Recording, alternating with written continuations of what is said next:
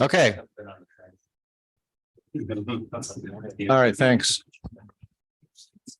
All are welcome.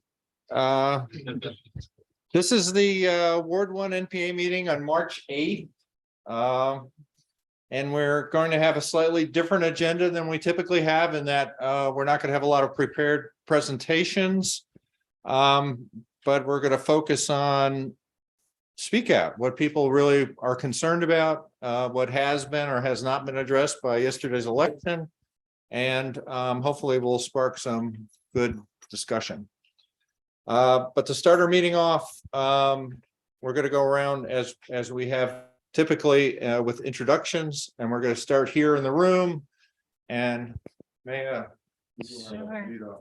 Hi, I'm Maya Brandt. I live on North Street, and I'm the East District City Councilor until April 3rd. Oh, you're on. Sorry, you're okay. Just didn't want to pull it and trip you. I'm Samantha Ayat. I live at 20 Chase Street, and we're kind of newish residents to Burlington, so happy to be here. Joel Cotta, also at 20 Chase Street.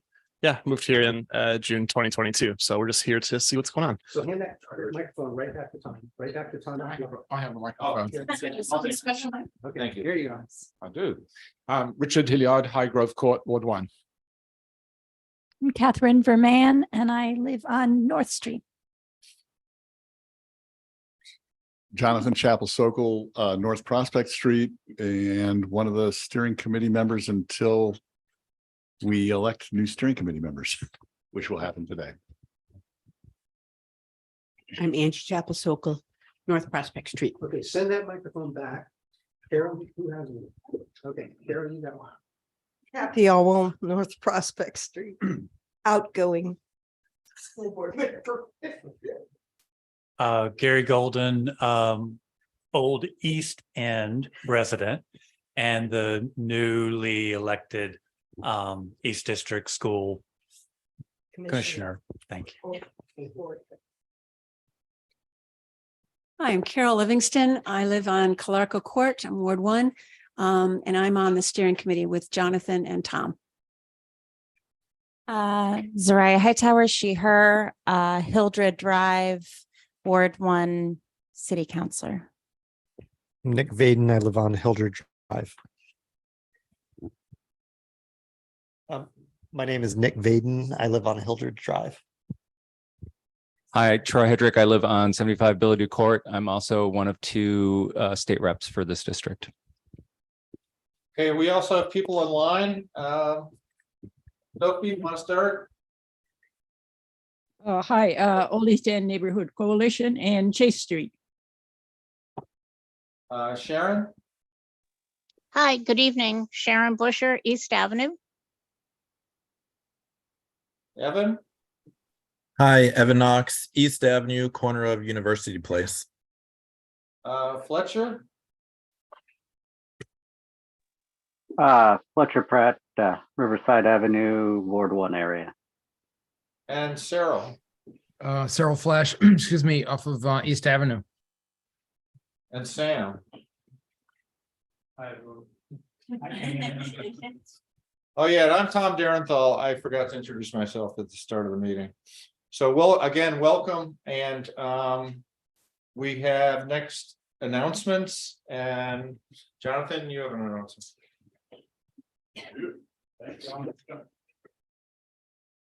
Hi, what I want to announce is that the Fletcher Free Library is doing kind of a mini strategic planning session. And the library is very interested. This is because the last one was done about 5 years ago, and it's a 5-year plan, and we're kind of coming out of it right now.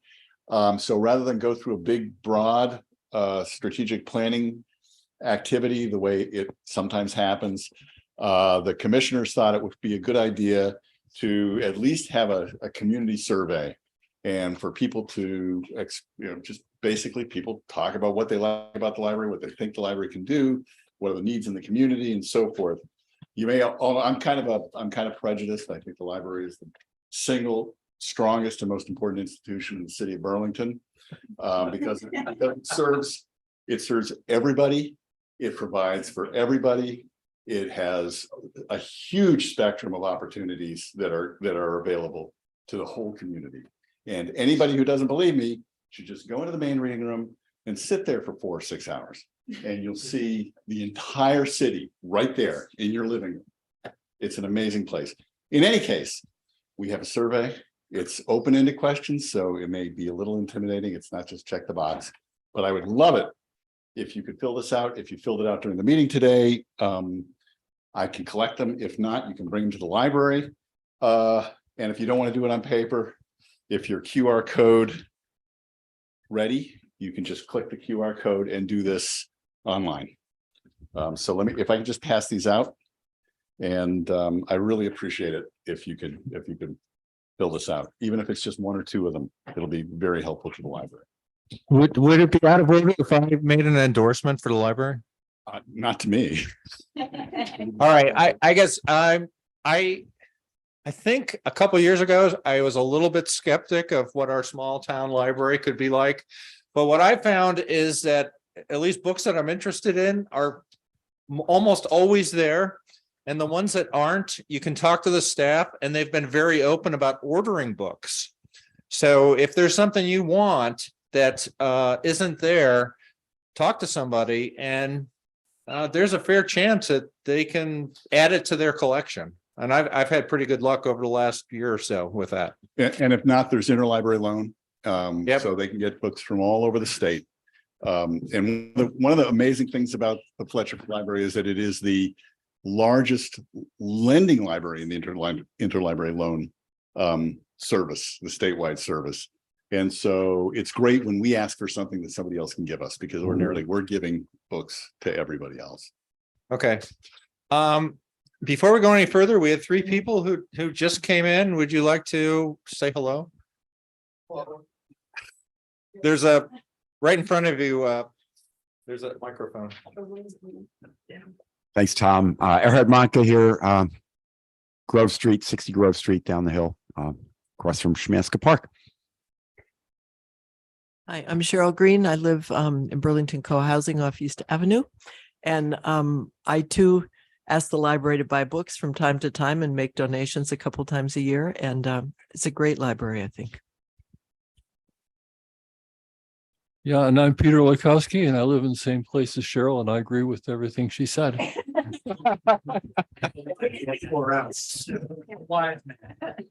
All right, that takes us back to announcements. Do we have announcements here in the room?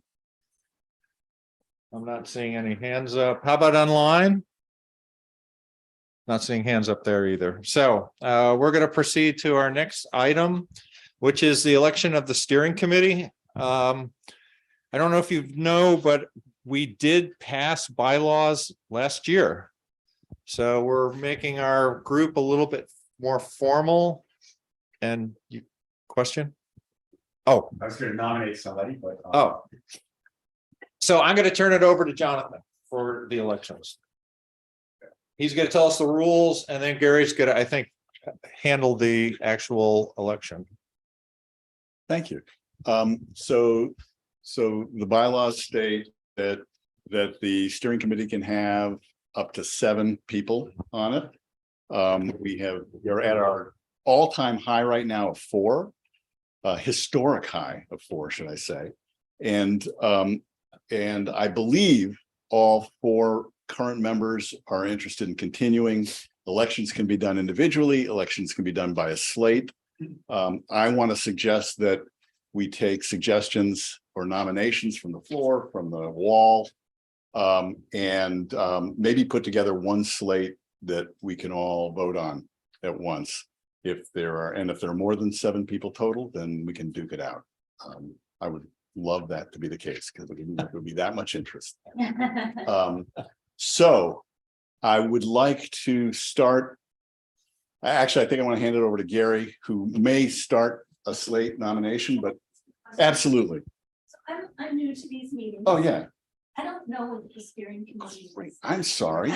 That's a fantastic question. So the NPAs were formed back in Bernie Sanders' mayoral days. And the whole point was to create local venues for the community to get in touch with their officials, their elected officials or administrators. And so in order for this to happen, there has to be a group of people who organizes the meetings, find a place to stay, try to, or find a place to sit, try to get some food at every meeting, make sure that the things that are interesting to the community are being dealt with, any specific issues or problems. And that's the steering committee. So what the steering committee really does is typically we meet once a month at the week after an NPA meeting. We try to set an agenda. We contact people who would be on the agenda and try to fill it all out. And that, that's really the lion's share of the work, is building the agenda for the meeting and then running the meeting. So somebody has to facilitate, somebody has to take minutes. What am I missing? I'm gonna hand it to Carol and see if she has anything. I don't have anything else. Is that basically it? Yeah, that's it. Okay, so that's essentially what the steering committee is. It's actually very rewarding in a lot of ways, because it gives just a little bit more opportunity to get connected, not only with the people who run the city, but your neighbors. And that's what excites me about it. Richard did it for centuries. Yes, I did do it for centuries, but the best way to describe the NPA that I've heard is the wonderful Gene Hopkins, who many of you live close to and sometimes see on the wall or at our meetings, described the NPA as being Ward 1's town meeting day every month. And I thought that that was a lovely way of expressing what we think we are. Thank you so much. Thank you. That's Richard. I love that. So can I hand it to Gary? So it's my pleasure on behalf of the 4 existing members to put their names forward to serve again on the steering committee. There'd be Tom Derenthal, Carol Livingston, Jonathan Chapel-Sokol, and Carter New Beezer, who's not able to be here tonight. We really don't need to vote on those as such. But are there other names that you would like to put forward to add to that list? Actually, no, one of the names I was going to put forward is on that list. Oh, nice. Well, that's not. Anyone else would like to volunteer or open that to those who are calling in as well?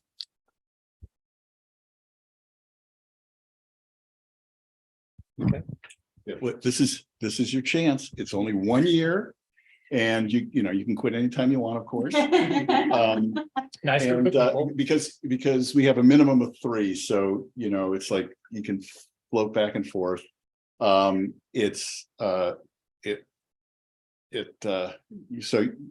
really, I'm just encouraging people, if they want to do this. Many hands make work light. Even if it's your first meeting. Even if it's your first meeting. Even if it's your first meeting. If you do sign up though and leave, I gotta warn you, there's no severance pay.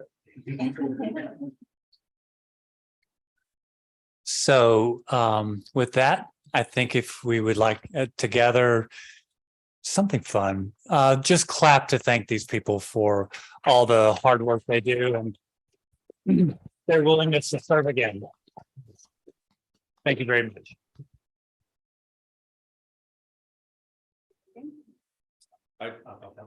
Was that our vote? Okay. Sorry, just to be a little more formal, I'm going to move that we elect the slate rather, as stated by Gary, to be the steering committee for the next year. All in favor, say aye. Aye. Any opposed? Thank you again to the 4 of you for being willing to serve again.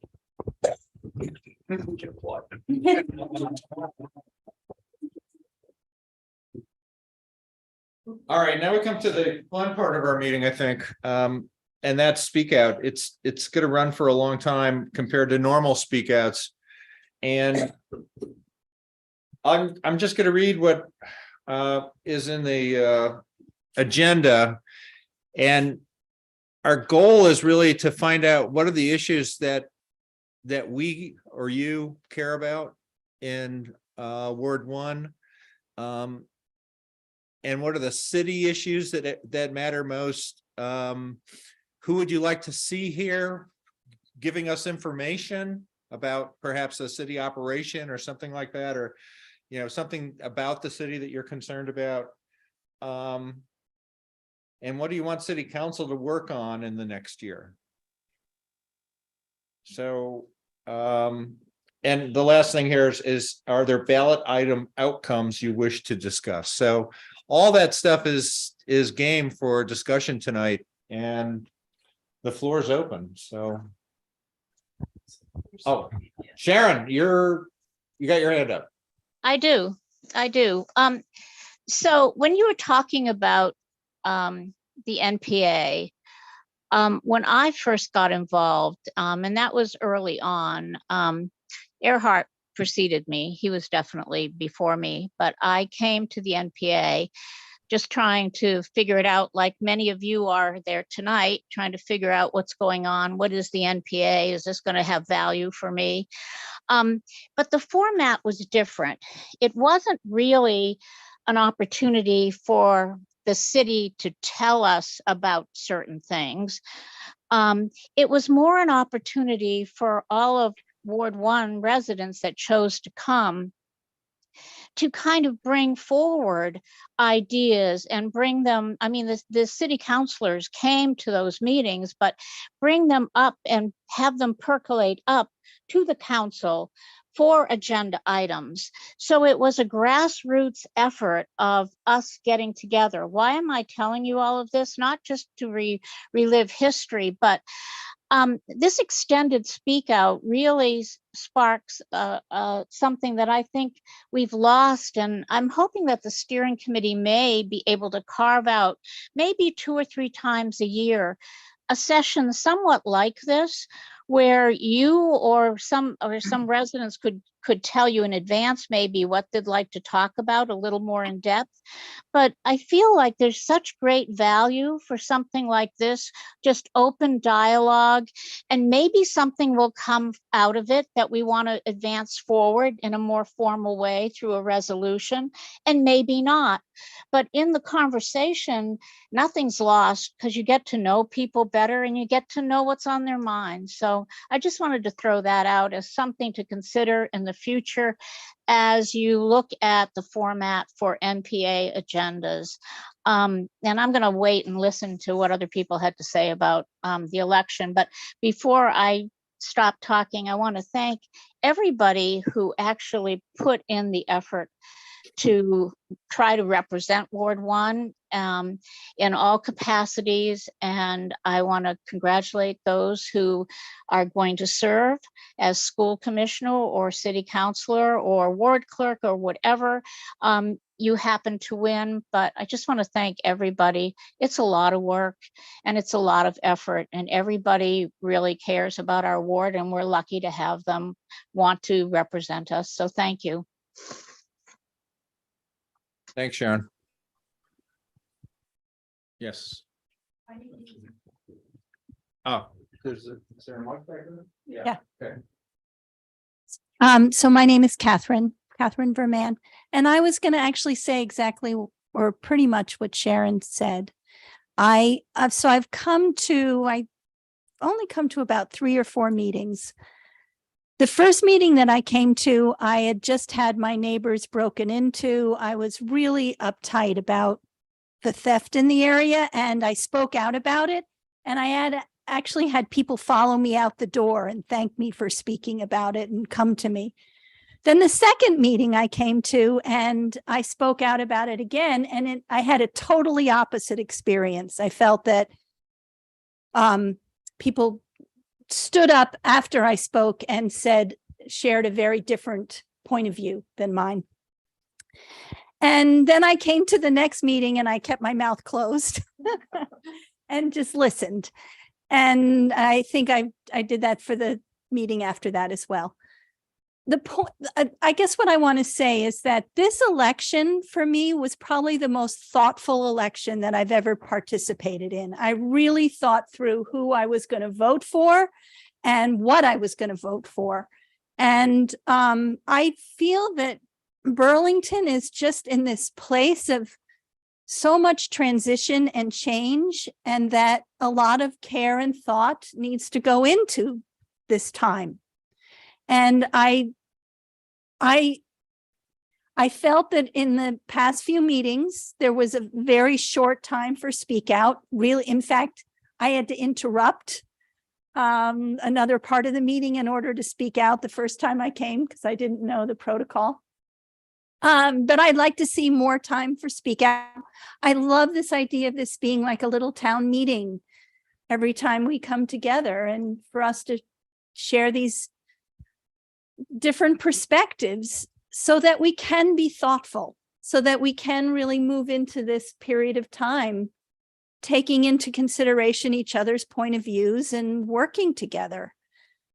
I feel really strongly about that. And I want to come here and feel like I belong and that I'm a part of this, and that anyone, no matter what their perspective is, a part of Burlington and particularly Ward 1. So I would encourage more speak out time. And then I also just wanted to say that I was so grateful for everyone that ran, for Jake. It's hard to run and win and not win and all of that. And I feel that maybe because I was so careful and thoughtful about this election. So that's all I have to say. Anyone else? All right. And I'll try not to talk too much, but I just want to add to that, which I think both general speak out, and then, so agreeing with the previous two speakers, both general speak out. And then I think sometimes, and maybe I feel a little bit bad for city staff because they sometimes really get it from all sides. And I think it would be really nice if after the presentation, there wasn't just time for Q&A and feedback, but also like at least like one presentation a month, if there was really time for us to dig into that subject when it's still fresh on our minds after we've gotten that presentation, to give maybe some more something more constructive. Whereas in the NPA, we say, we actually think that like, this is like more direct feedback or like bigger feedback or more specific feedback that we have for you, like through a resolution, not always, but I think if one presentation can really be highlighted that we can really spend time on and dig into per meeting, in addition to giving time for general speak out, I think that might feel like a more positive and constructive experience sometimes for some of the departments to get kind of a wholesome feedback. If I could just comment. So if someone's going to come and present on some subject, make sure that there's adequate, we typically have a small amount of time after that for questions and answers, but you're saying that we should have the subject and maybe questions and answers, and then an extended period that goes a little bit further so that people can not just get clarification about what was presented, but actually discuss it. Yeah, sorry, this is the adult learning person in me where it's like there's like different types of because there's one where you just have like a reaction, which is like positive, negative. Then you have or like you're absorbing the information, then you've got a positive, negative. But I almost want us to get to the decision making point. And that's not for every presentation, but I feel like usually there's one presentation where we all have an opinion, we all want to say something, and we kind of just get to the we absorb the information in the positive, negative. And I kind of want us to get to the analytical or the decision-making point as a group. So I think whenever a presentation like that comes up, I don't know what it is, like a parking or where there's one really big topic, maybe we can spend a little bit more time on just that one presentation afterwards. Does that make? And not have so many presentations.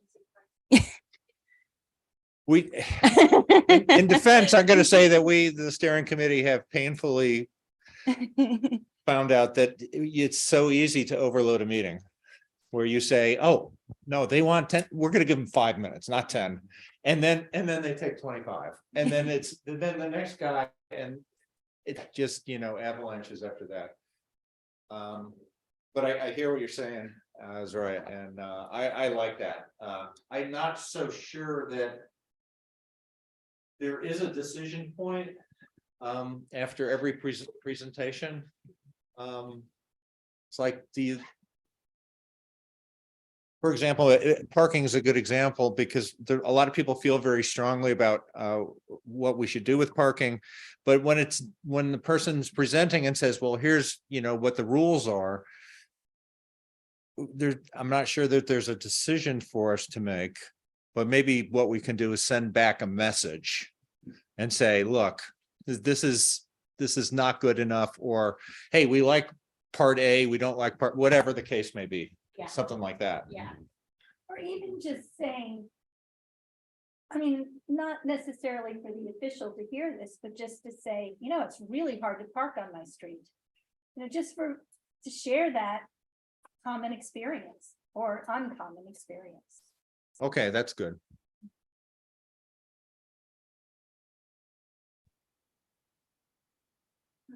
Yeah. I'm sorry, I don't want to be defensive as a steering person, but it's also, some of it is, I feel like the department folks are given the directive by their leaders that they need to present to all the NPAs. So you'll hear, we hear from everybody because they've been required basically to get feedback from the community, and we're it, which means we can sometimes get very packed meetings with something that's sort of obligatory on the part of the staff. They're very patient with us. We've given them time. It gets rushed. And we've tried to think, we also meet as an all wards, which is people coming from steering committees of all the wards in the city. Is there some way we can try to sort of tailor this so that, for example, we have it just on tape and they can go online and they can see these presentations, or use Front Porch Forum to suggest that we get some questions ahead of time because this is what's going to be presented. So often the presentations are not ones we've asked for. They're ones that the city departments feel obliged to inform us about. So it's tricky, and we want to help that happen, but I can't imagine giving 5 or 6 presentations, which is what they have to do. So we need to work on that. And I think we're really concerned about all of that. Plus, another role is we do hear from people who are creating developments in our ward. And we're not quite sure what to do with that role. We don't sign off on anything. We don't check it off and say, yep, sounds good. Nope, doesn't sound good. Go back to the drawing board. And so we're looking to the city to also help us with that as well, as just what is our responsibility? And I'm just a resident. Those lights sound really cool to me, but I don't really know. And so at the same time, one of the things we've talked about, and then I'll stop, is to ask the developers, how does this fit into the housing plan for the city? So again, and maybe that's true for a number of these presentations, is how does it have an impact on Ward 1? How does it fit into whatever our view is or our plan is for the city, rather than just these one-offs that we get bumped every month? Thank you for listening to me.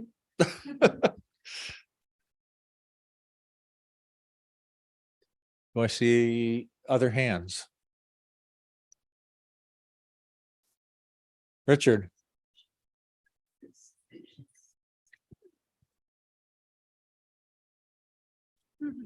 I would endorse everything that Tom and Carol has said, because it is very, very difficult and very, very tricky. And most frequently elected officials are the most guilty parties of, if you give them 2 minutes, they'll take 20 because they have an agenda. So I'm going to go on to something completely different and talk about the election. Some of you know, and some of you don't know, that although I've had a green card for about 35 years, I'm not a citizen of the United States. And the only item on the election card that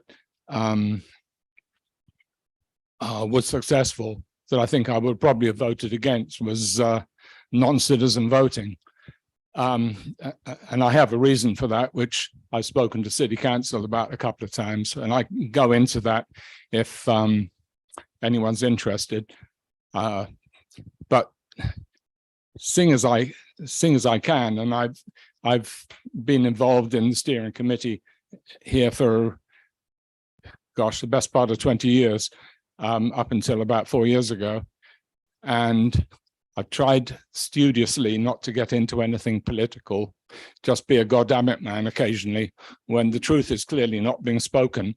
But seeing as I might get the vote, I think I'll get political. And I would just say I'm sorry that Tim Doherty is not here, but I would just say to Tim that I hope he would be on the city council to look at the mayor and hold the mayor to account that this is not a mandate for him to continue his bullying and coercive practices of the last 9 or 10 years, but more a repudiation of the regressive wing of the Progressive Party, and just do things together that will make Burlington a better place, a better economy, better for everyone that lives here, better culturally, and better housing. We can do it if everyone works together, but there needs to be a will to do it. So City Council, please do that. Thank you. Comments? People online? Jonathan. It's very brief. I just wanted to say that Tim could not be here because he had to attend a funeral out of state. So he planned to. He isn't here because he had a family thing. Sure. I will have been the East District City Councilor for a relatively brief time, but I do want everyone to know that everybody on City Council is doing their absolute best for the city, with everything they have. And there has been a lot of talk about what people are doing and their positions on things. And it's a lot of it is hyperbole. Everybody loves this city and people are working hard for it. So I just want everyone to know that. And I am for personal reasons, I decided not to run for East District City Council again, but I felt very strongly that I wanted to finish a term in which Ward 1 and Ward 8 were missing a representative. And having representation, I still believe, it's so important. And this is such a great forum for people to communicate, what's important. But it's got to be ongoing. We have to get more people voting. I still want to hear from people about Trinity. This is ongoing and we cannot let it drop. If anything, now is an important time to approach the university again. But it's been an honor. It is not easy. And but it's so worth it. It is really worthwhile. So thank you everybody for, speak out. This is crucial for democracy. Thanks. Yeah, I want to thank all the city councilors because my impression is that you're a slave to that job. You're inundated with emails. You're on committees you've got to report to, and of course, city council, not every councilor has the same approach to making the city better. So, yeah, you deserve a lot of thanks. Sharon. Yes, I wanted to talk about the ballot item, one of the ballot items that went down, which was the Oversight Committee. And I'll be honest, I didn't support it in its format, but that doesn't mean I don't support it. I felt that I didn't like this proposal. I thought it was flawed. That was my opinion. But I know that there's been all sorts of talk about the expansion of the police commission to be the oversight committee. I really don't know if that's the right thing. I felt that the conversation wasn't finished, and I'm just hoping that there will be, it won't just be, let's just, I want all of the counselors to, once again, just make sure that they get the right structure, and that the entity that's created or expanded has the right power and has really holds police accountable.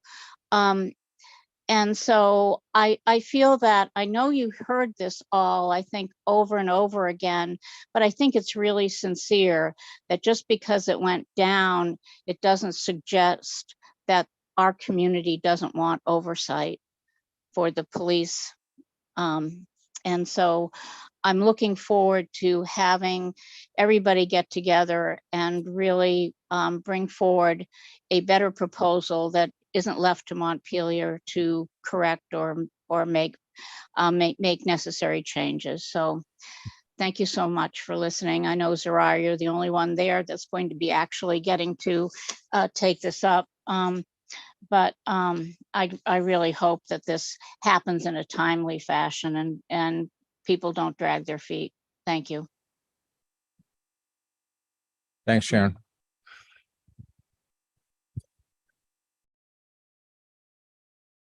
Hi. I just want to speak to my respect for the city councilors too. And with all due respect, you mentioned that you thought people were, when you're working on the city council, it's like being a slave. And I just think it's way too casual a term. It's nothing like being a slave. People are choosing the work. People are giving their all. And I'm just asking, and that was a bad word to use. So yeah, thank you.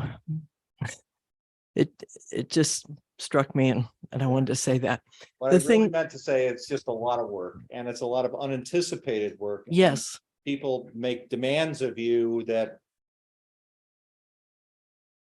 may be unreasonable. Yeah.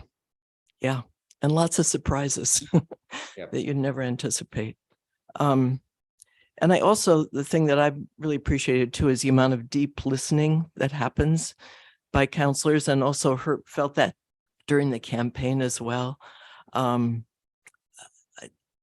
think people really are trying hard to listen to each other, and that people we've put in office by our votes and their acceptance are listening deeply. I really appreciate it.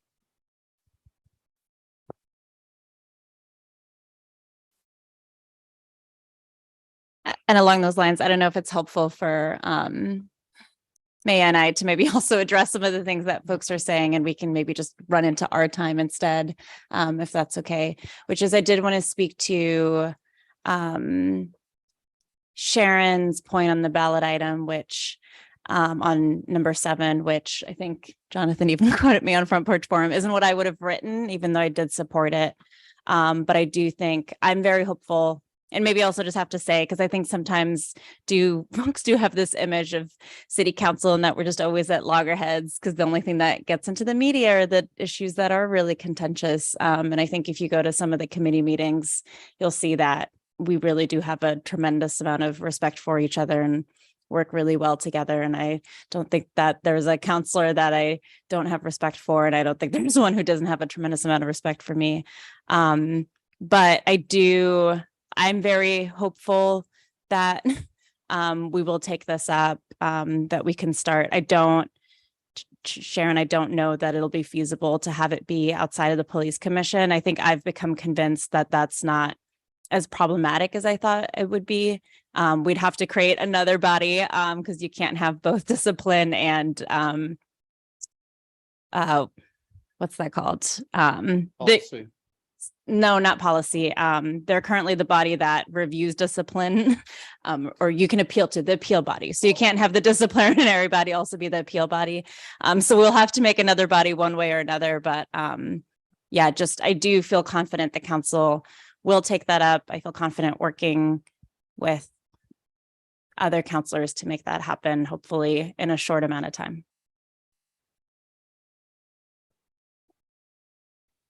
I guess I just would add too, because I'm the NPA, got that hat on, is what do you all need as attendees and residents from Zariah, from Tim, and from people who know housing or know public safety or know, I mean, what questions do you have and what ways can we use our NPA meetings to have these presentations that will be helpful?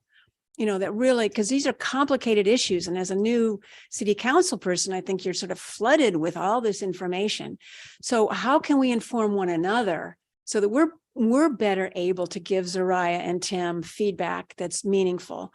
You know, to have Milo come and talk about the police commission and what they did and just the dynamics of what's happening in the city was really helpful. I mean, what more do you all want to help with that? You know, I do think the housing panel that Keith Pillsbury ran for us was part of the reason that 7 Days went ahead and did a housing series, and because we played pretty prominently in those first few. So we can make a difference. It's just, we need to ask, and we'll be glad to take it from there. Evan? Hey, how did you say it? First time caller, first time listener. So I am new to the neighborhood. My wife and our 4 kids, we moved in over the summer, and I wasn't sure. I was already in touch with Zariah, and I was very impressed how quick it is for a response. We come from New York City, and I'll just say it's completely the opposite. You're lucky if you could use an online system to get in touch with somebody at the board, let alone city council and your state legislatures.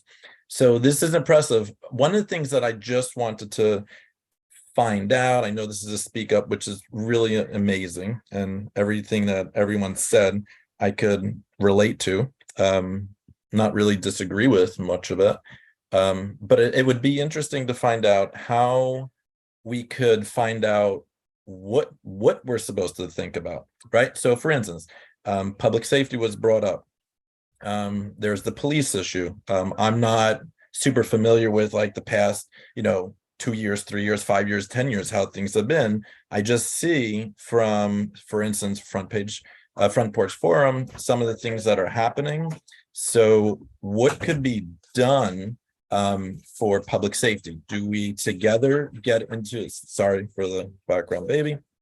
What can we do as a community? Do we have neighborhood like community watches? Do we have to depend on just the police?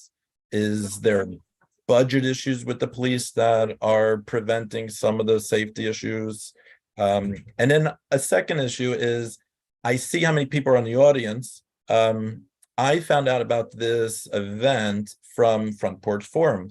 I have a friend that had no clue about it. He's on Bill Court, I believe, 1 block over from me.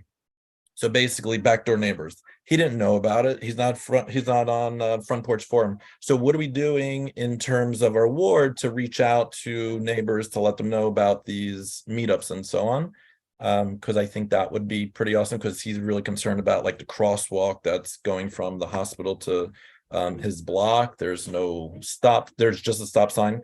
A blinking light, not a stop sign like there is on our corner of East Ave and University Road. So people are just like really ignoring the crosswalks. I know I'm saying a lot. I'm new, so I'm kind of nervous, but And then there's other things too. So I'm sure I could talk for hours. I was on a condo board, so I really appreciate everybody that's on the steering committee too. As a member of a condo board, I feel like it's a thankless job. It's a volunteer job. But you want better for the community. But some people are too busy, right? So I would love to be more involved, but I have 4 children. I can't leave everything to my wife, so it's kind of complicated, especially now, like their bedtime and so on. So with a lot of that being said, I would love to help. I would love to know more. And I'm not saying this is just coming from Zariah, but as I believe Carol, you brought up, what would you like to know from us? I think it's what we don't know. Like, we don't know what we don't know is the saying. So what could we have? I don't know if the steering committee would want to do that, but I saw in the email some of the topics and the questions that you put out there. I'm not sure if everybody in the meeting is going to be able to do something about all those questions. I know Zariah, just from her background, she is partly our voice, which is one part of it. And I know there's going to be many other people that need to be involved just to get something done. So yeah, I guess I'll and Zariah, thank you again for responding to my emails so quickly. And I guess I'll just say the email that I sent to Zariah was just about like housing. We wanted to know what the chances are of reducing square footage levels so we could convert a single family into a duplex and so on. So things like zoning, but to help with housing, because we live right across from the hospital, how could we offer part of our house for nurses and so on when we're not there? And that's it.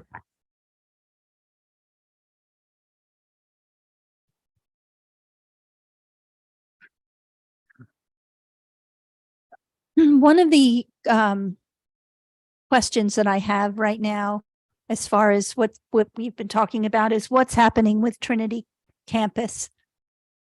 So my understanding was that it's already happened, or it will happen.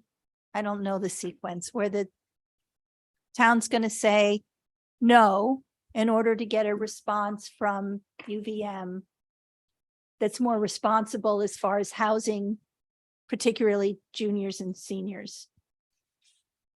Okay, so I understand that dynamic and I appreciate it, but it also feels like it's a little bit of a stalemate. And what is actually going to happen next as far as that's concerned? I think stalemate is a pretty good way to describe it. So the context is when Trinity, and I've written a few posts about this, but I only communicate on Front Porch Forum, which I could be better about trying to use other avenues, especially now that I feel like emails have trickled down since I started on city council.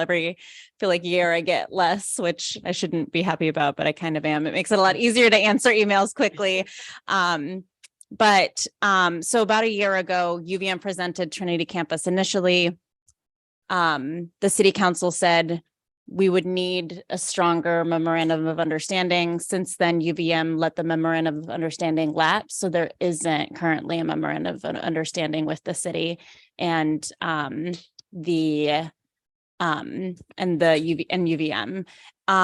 So they came in front of the city council again, and we nearly unanimously voted to table the issue and said at the meeting that we don't have enough information from UVM really to make a decision about if Trinity makes sense, because without an agreement and knowing the impact and knowing what the plan is, we can't make a decision about what that looks like for Ward 1 and the wider city. They knew that was going to happen. I think they should have known it a year ago. They definitely knew that it was coming before we had one-on-one conversations with them. And they basically said, even before the meeting, if you won't let us build there, we just won't. And so that's where we're at. That's where we're at right now. They're moving forward with building some things in South Burlington.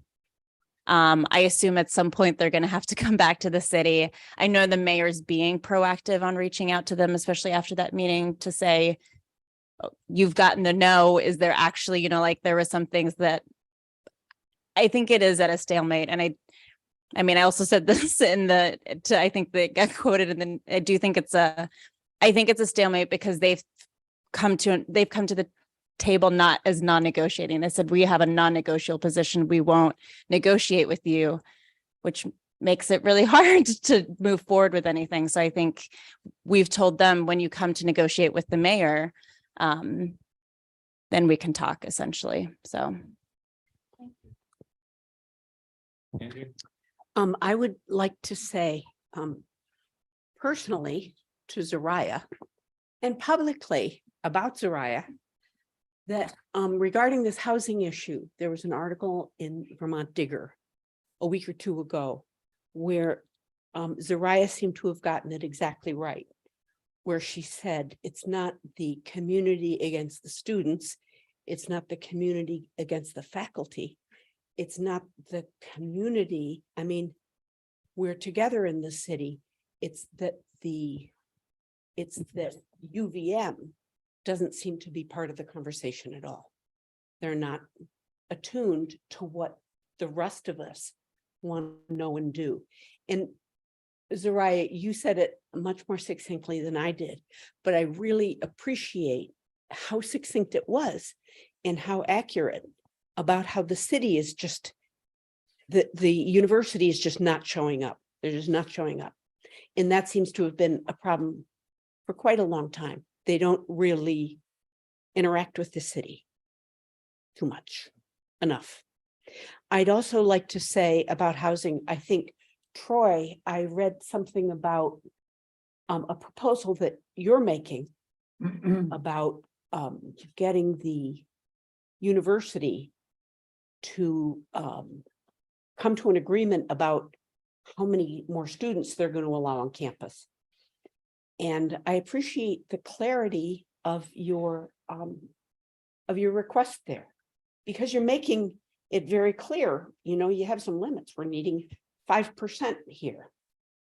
And so I just want to commend our elected officials for the way they're speaking out in the community for our community against the powers that are not responsive enough to our community. Go ahead. I can say more about this when my time shows up.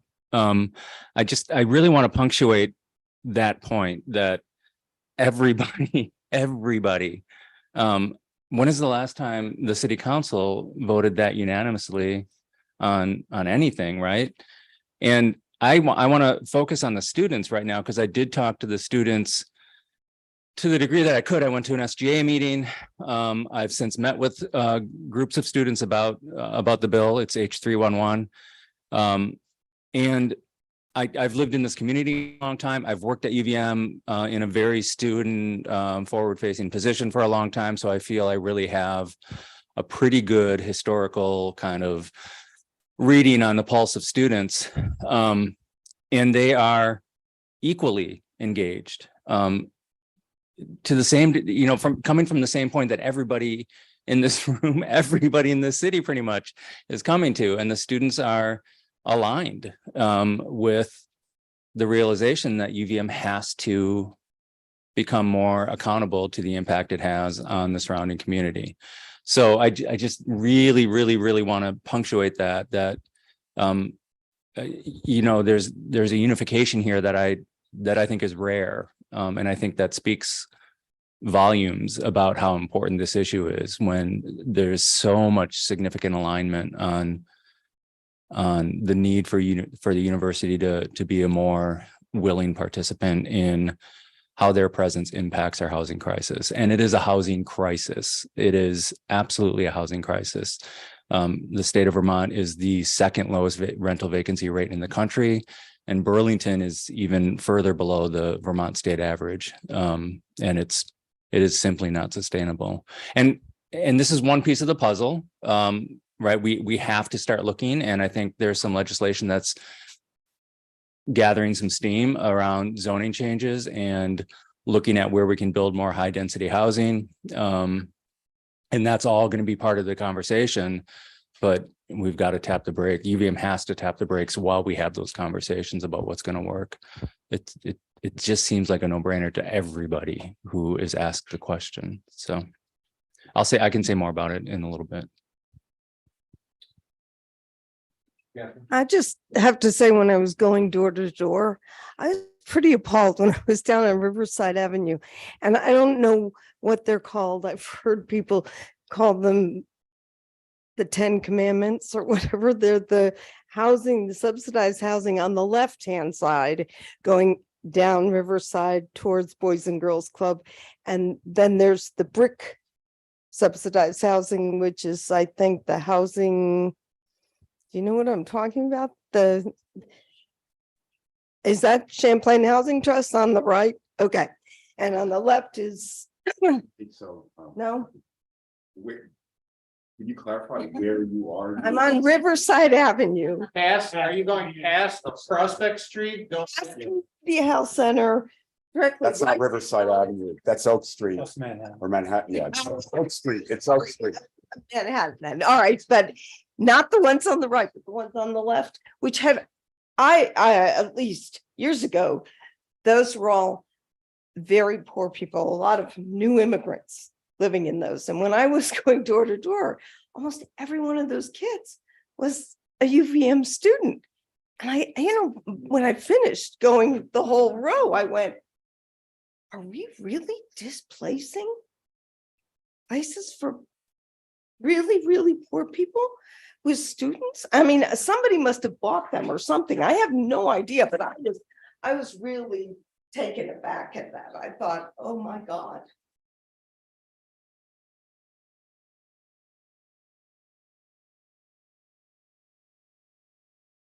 Any other comments? Yep. Yeah. There's so many complex issues, and something like Trinity it's pretty clear we all are kind of aligned on that. But maybe there could be something like a Wikipedia page for the city with all these different issues. I found that being on city council, having to paraphrase complex issues was incredibly difficult. And I sent drafts to people and they were like, that's way too long. But I also don't want to tell people how to think. And it is subjective. Information is, it's not totally objective. And when we read something, we have different opinions. But to have important issues like the Community Control Board, Trinity, many issues with policing, to have the issues on some sort of accessible site with the possibility for input, but synopses. I don't know if this is a possibility, but with so many complex issues that affect all of us, some of these things, I was amazed at how many different locations this incredibly important information was existing. You'd have to really, it was almost like a treasure hunt.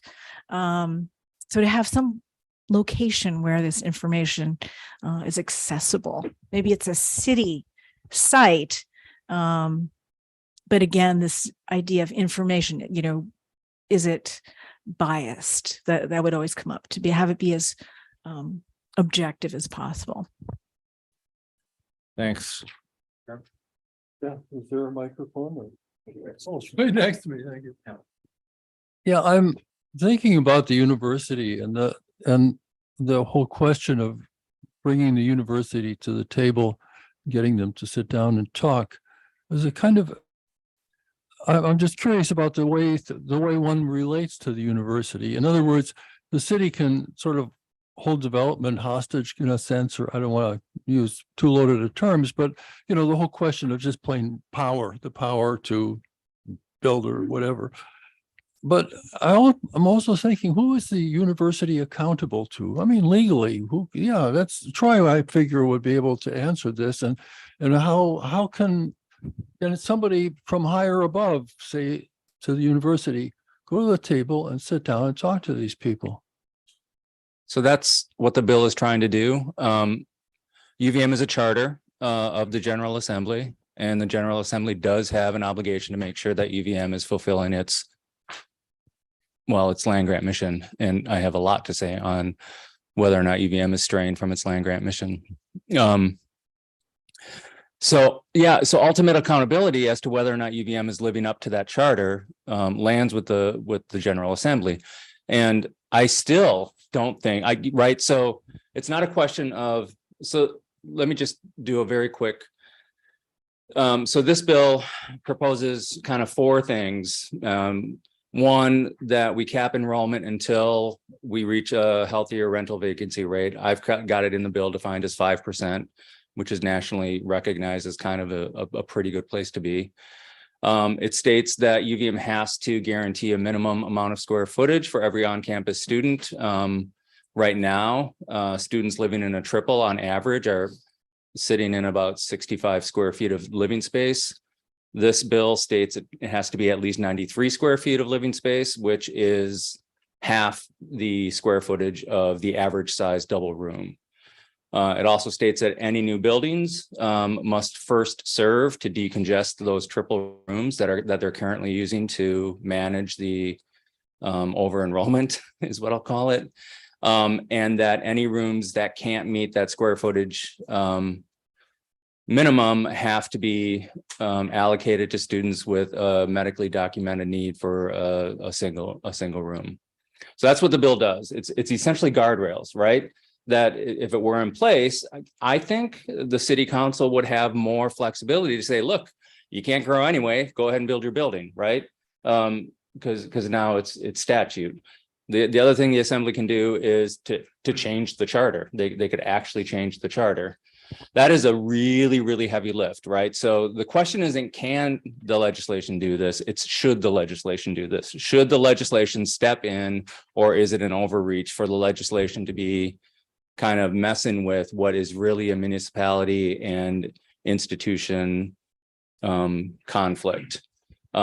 So when we reached that stalemate, and it was clear to, I think, everybody that stalemate has been reached, that's when I said, well, we have, I feel an obligation to go to the toolbox, and that's what I did. You will note that of the 11 Burlington representatives, only 5 of us co-sponsored it. So there is head scratching continually going on, even within the state reps from Burlington, as to whether or not this is a legislative overreach.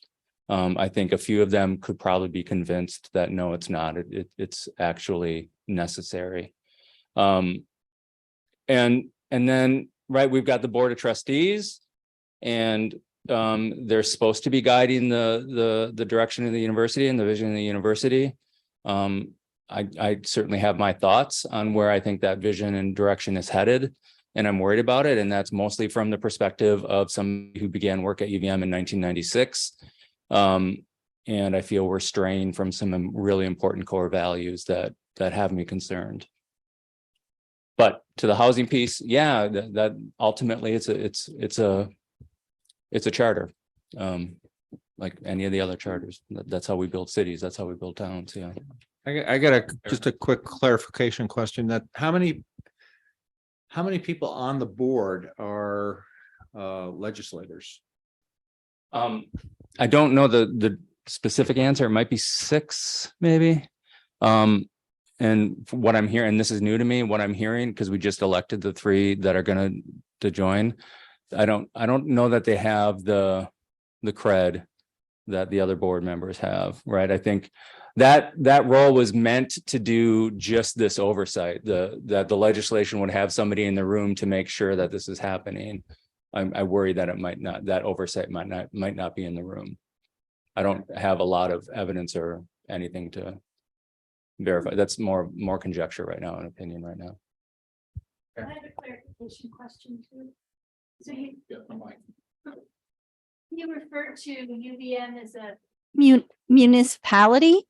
What? A charter, much like municipalities. I mean, yeah, it's a charter. Okay, so what is technically, again, I'm naive about this, UVM's relationship to the state of Vermont? So the General Assembly uses charters to create these entities. That uses it, right? So that's why so we just did all citizens voting. That now has to go to the legislation to approve. because Burlington was formed under a similar, I mean, it's a different charter, but it's similar, right? Legislation still has to decide whether, and that's why the one that got vetoed last year, Judge said, yeah, we're going to pass just cause eviction. It got to the state and it got vetoed by the governor. So there's still that ultimate check in place. But I think Earhart maybe wants to jump in. I don't know if it's correction. Did you answer my question? 'Cause I'm still not clear what a charter is. Charter is a piece of legislation. Yeah, Oh, it creates the entity.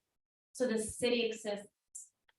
The city exists only as allowed by the charter. It can only do things that the Vermont, that the Vermont legislature says it can do.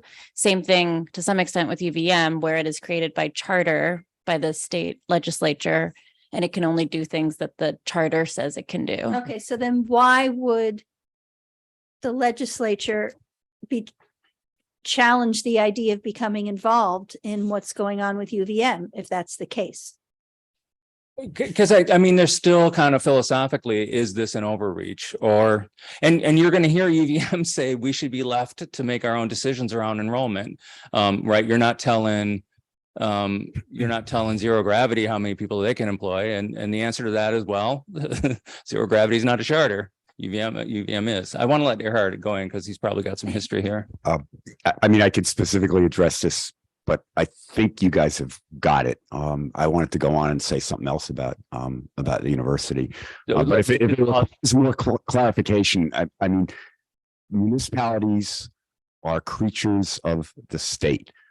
And what the city of Burlington is and is not allowed to do as a municipality without going back to the legislature, that is stated in its charter. The charter is, you can get it online.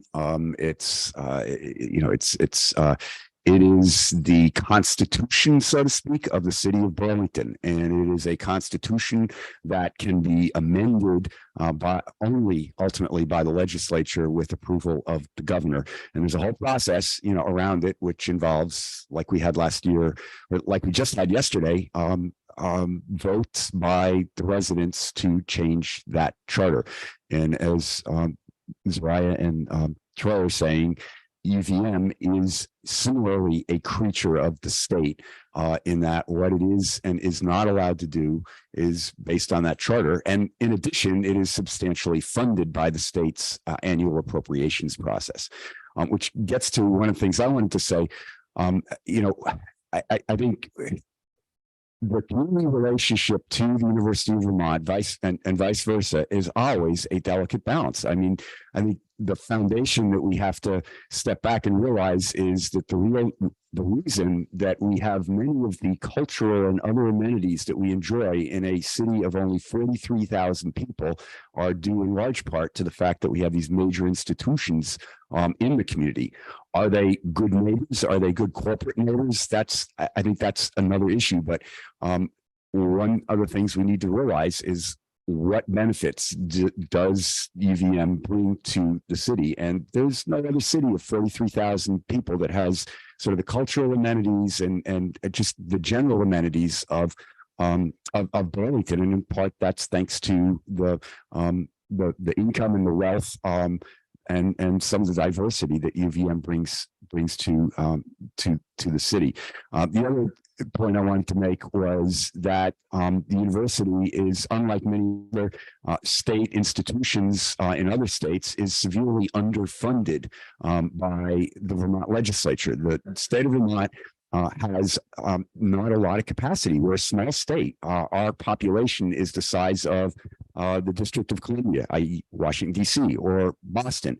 And our budget is relatively small, and our ability to sustain and support the University of Vermont is constricted. In the time that I've lived here since I was a graduate student at UVM, the percentage of UVM's budget that is supplied by the state of Vermont through the annual appropriations process has shrunk unbelievably. I can't, Troy can maybe cite the percentages, but it's shrunk over 40 years, and it is it could be seen by some as kind of a state embarrassment to, call this a state university and to have it be funded as low as the state of Vermont can fund it. What that's resulted in my view, is a business plan, a business model that has required the University of Vermont to expand its student body. And that's where kind of the rubber hits the road. They rely in large part on high tuition from wealthy out-of-state families for their students. We couldn't afford to send our son, if he had gotten into UVM, to UVM under in-state tuition, because famously we have either the highest or one of the highest in-state tuitions of a state university in the country.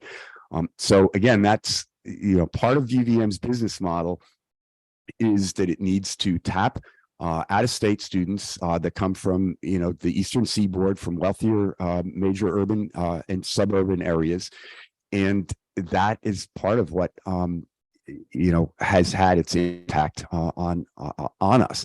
All of that said, the city has a number of mechanisms, or I should say had at least one significant mechanism that Sharon can comment more specifically on this, because I don't remember exactly when it was repealed. But when I was still on the city council back in the 80s, and when Peter was there, there was a requirement in the city's zoning and planning law that required the University of Vermont to submit its campus master plan periodically to the city and its planning commission for review. At some point that was repealed, and I was just looking at the UVM website. The UVM Board of Trustees, just in the fall of 2022, approved their first new comprehensive campus master plan since 2006.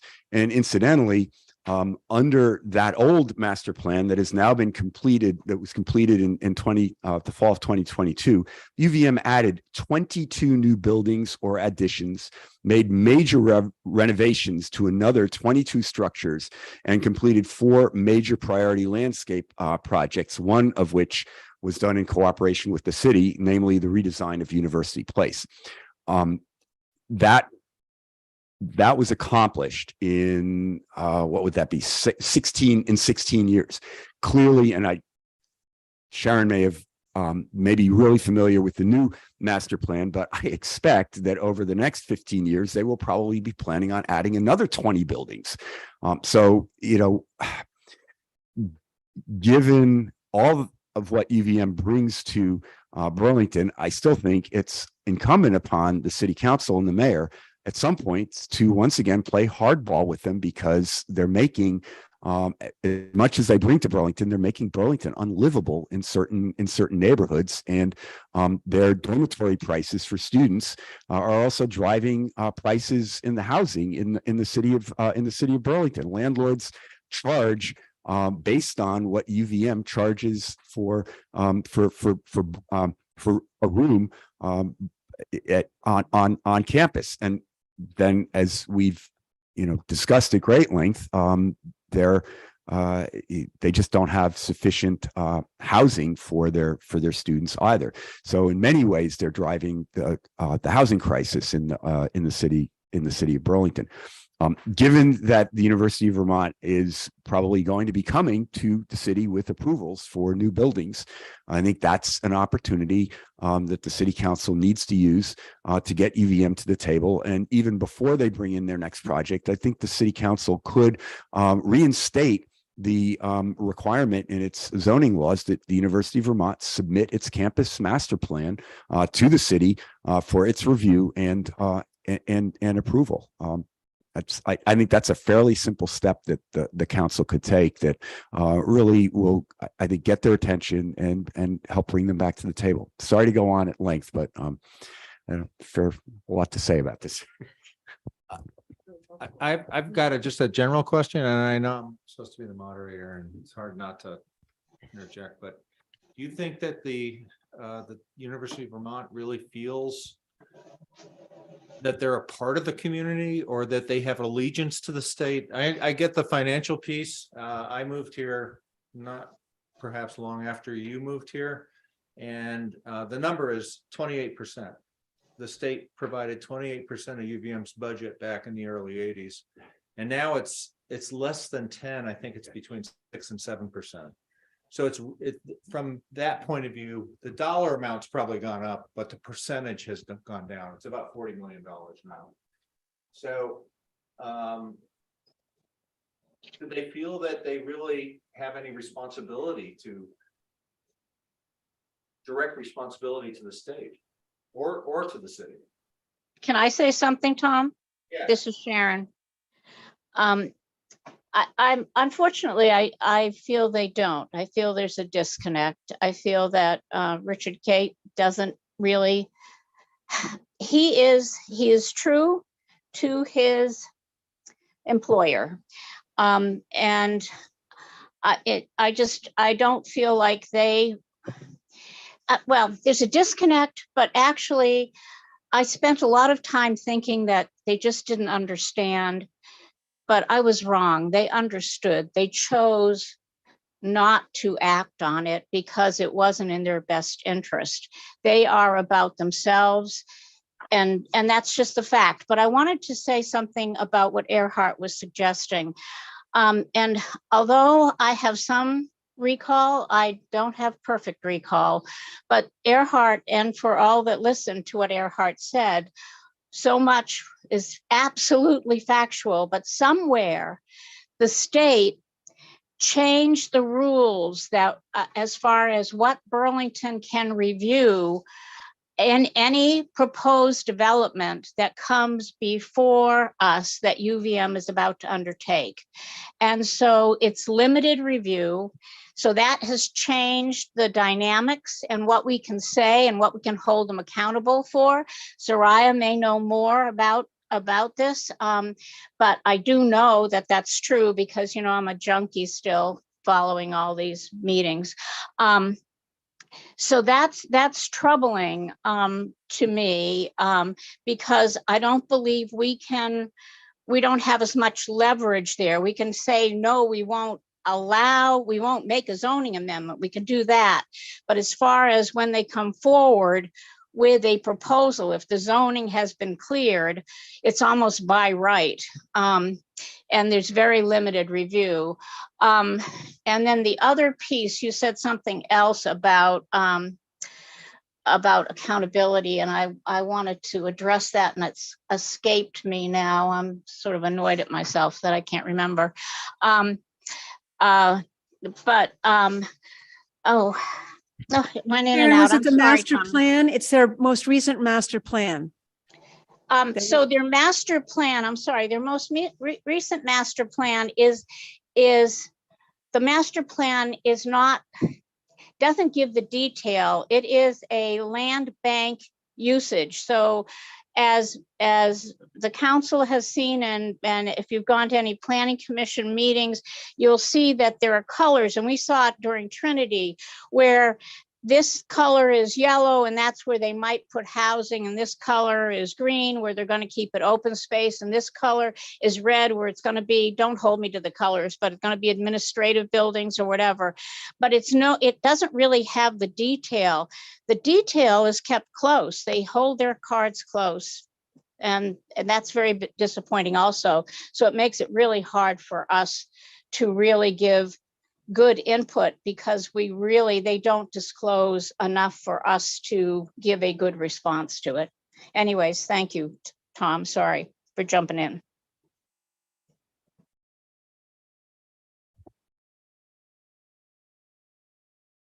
I see no hands. We're sure. Yes, go ahead. Yeah, sure. Please, is here. So Sam and I are new. We don't have much knowledge or experience to back up these grand systemic issues. We certainly have opinions, but we're not experienced. We're not experienced like the minds in this room. But what we would like to bring up is that we are willing to take action and affect material change. And since this is the Ward 1 meeting, we'd like to focus on the Ward 1 issues, things like sidewalks, crosswalks, lights, simple things that are can immediately help and improve the conditions of the neighborhood, and even things that can go a little further and improve the social cohesion of an area.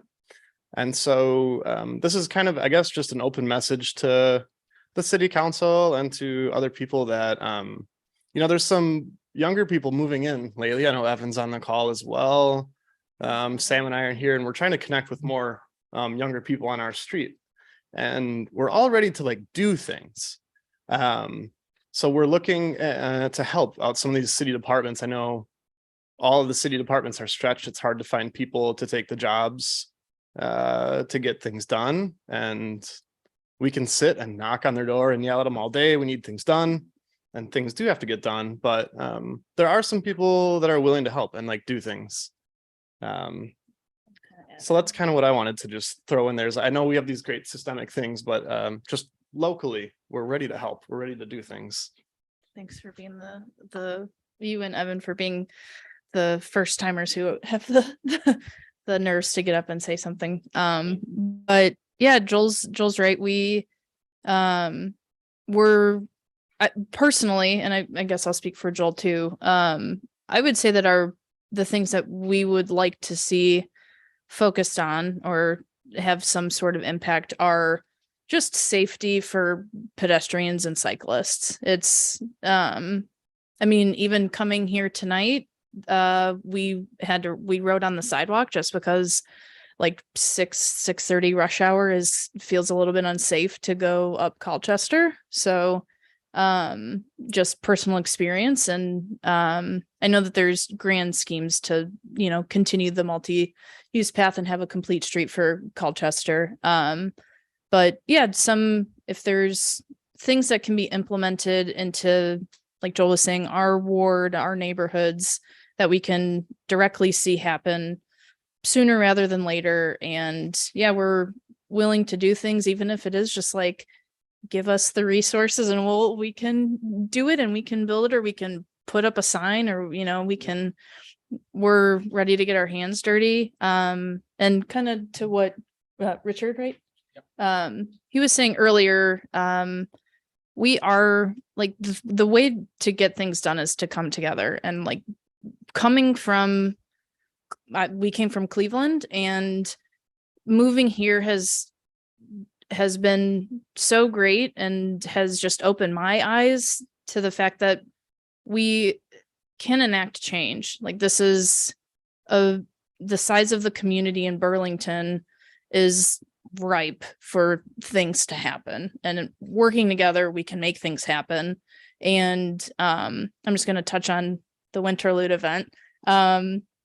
I personally felt very strongly to provide hospitality at the Winterlude event. And so I had made chili, and we had the donuts and apple cider and everything. And I think that one way that we can make people feel safe, we can hopefully make college students feel connected to their neighborhoods, is to provide food and provide the sense that you have people around you. And one thing that I thought was really great yesterday was seeing how all these town meetings had dinner before, or like lunch throughout the day. And I think that is fantastic. And the fact that you guys had the cake today, and I know that you normally have dinner here, that's something that personally to me feels so welcoming. Like food, I think, is just a really great way to reach out to people.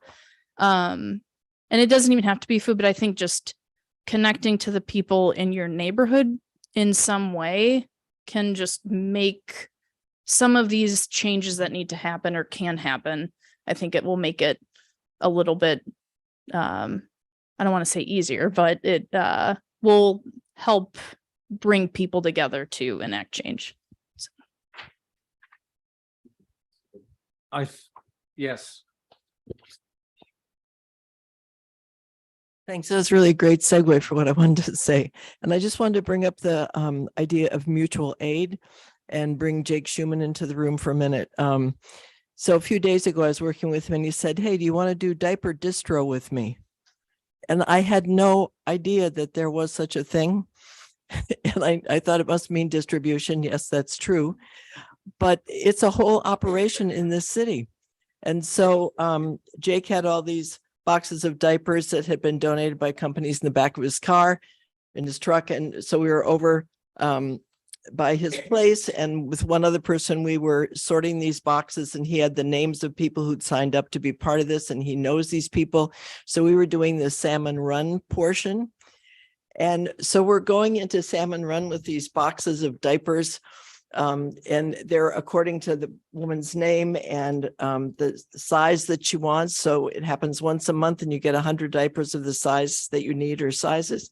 I mean, it was just this incredible thing. I'm suddenly finding myself knocking on doors and greeting people and children and, you know, here are your diapers, you know, and it was just, it was wonderful. And so there are other mutual aid, you know, food not bombs. There's a lot of food things that are happening in the city, and like you were mentioning.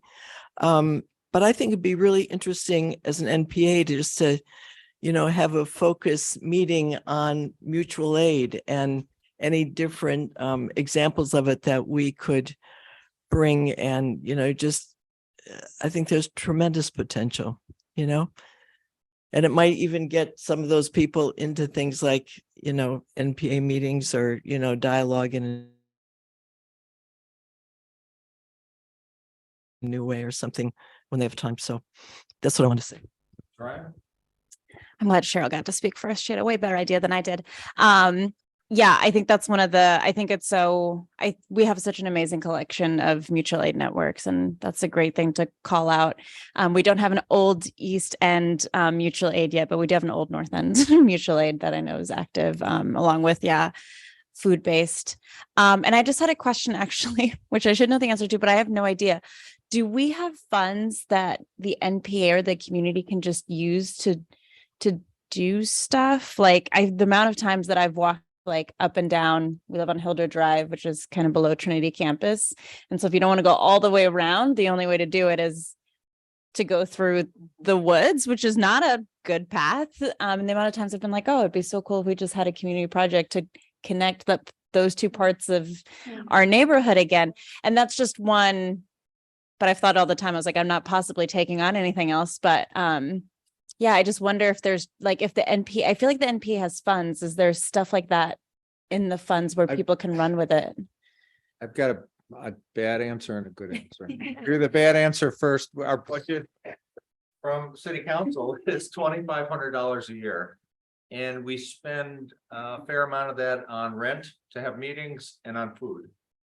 So it's not a real meaningful amount to do something that you're talking about, but there are groups that sponsor projects like that. And one of them is AARP. And I think they put up some amount of money, and I can't tell you exactly how much, for this Winterlude that was mentioned earlier.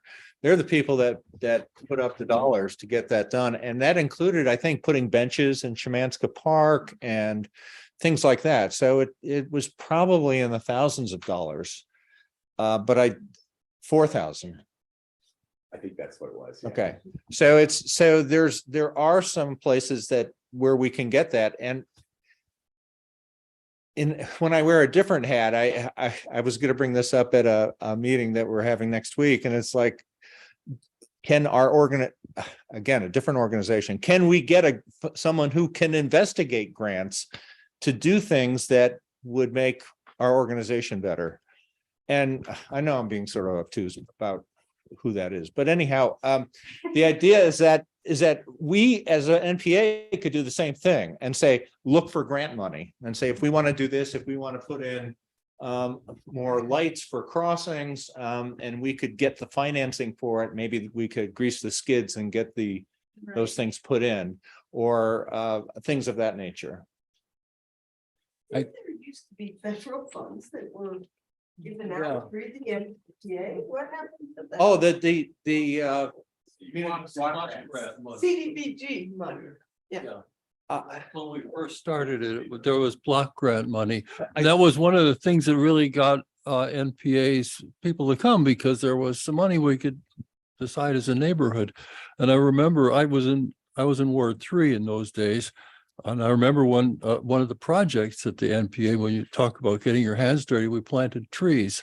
There were all the elm trees that were down in those years. Those some years ago, of course. Now most of those trees that weren't vandalized or something. They're big trees now. What I was thinking about was the question of looking for grants and so forth. This is what CEDO has people who are really good at this.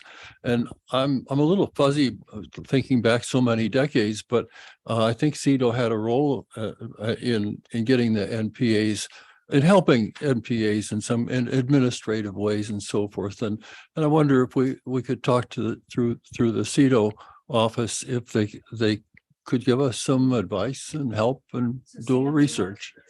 I can answer a couple of questions here.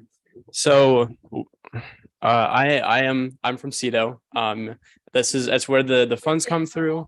The Community Economic and Development Office of Burlington. I'm the NPA guy. I'm a part-time worker. I'm also a student at UVM.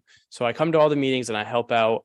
I make sure the agendas get posted. I make sure minutes get posted, and I also just provide feedback. The block grant question that was earlier is the NPAs do still have a role in it, but it's much more now. You elect representatives every couple of years who then serve. I think it's either a 2 or a 3-year term, and they get used. So I think Ward 1 will probably be coming up in the next year because it just got started again recently. So I think that I think half the wards kind of had somebody elected, and then the next half will happen next year. So yeah, I think it's 2 or 3 years. Yeah, if you have any of these kinds of questions, my email is samuelheinrichs@burlingtonvt.gov. If anyone wants it, I can give it to them after the meeting as well. Yeah, the minutes will have it as well. And I can try and do my best to help answer these questions. All of the NPAs are really looking for ways that they can expand their reach right now. So it's really important to have these conversations, and I'd love to be able to help anyone if they have these kinds of things. So yeah, that's what I can do for you. And I'm just wondering too, picking up on your idea, Tom, about are there any business owners that live in Ward 1 that might be interested in making some kind of contribution to the betterment of the ward, or any businesses, that are running out of people's homes that we don't even know about, or I can't think of any right now. But